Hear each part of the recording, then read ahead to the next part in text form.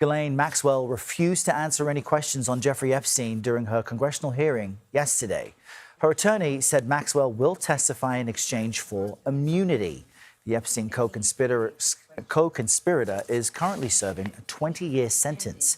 On the takeout last night, an attorney for some Epstein survivors, Jennifer Freeman, said she wasn't surprised. I certainly expected it. It would be dangerous for her to do otherwise.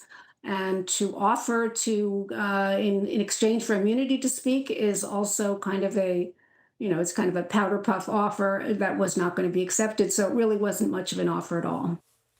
CBS News congressional reporter Taurean Small joins us from our D.C. bureau with a look at this. Taurean, good morning. Some did expect Maxwell to plead the Fifth, but how are lawmakers responding now that that is the case?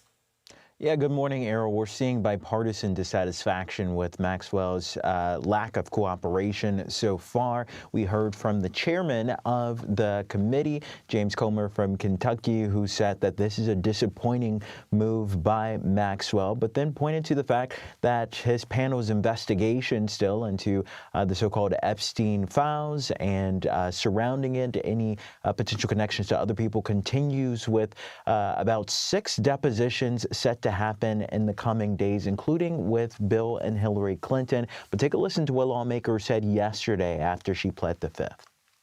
I just think it's unconscionable that she's pleading the Fifth or trying to make deals. She needs to tell the truth. It's long overdue. She is a monster. She does not care. She has no remorse. She is not seeking to bring about some kind of closure for these women. Yeah, Democrats making the case that she is just angling for clemency from the president, which is why we're seeing her be so mum when it comes to cooperating with this investigation, Errol.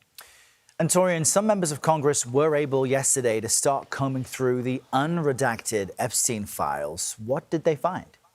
Yeah, those Congress people are Representative Ro Khanna and Thomas Massie. This is a bipartisan group that penned that discharge petition that eventually became legislation that compelled the Department of Justice to release any information it has to the public regarding their own Epstein investigation. We heard from both of those men after. Take a listen to what they had to say.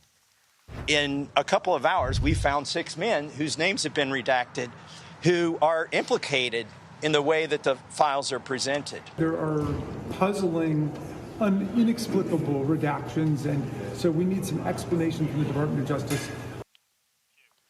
Yeah, despite the fact that the Department of Justice is saying that it wants to remain as transparent as possible with this process by allowing these lawmakers the opportunity to look at these files in person, as long as they give the Justice Department 24 hours notice.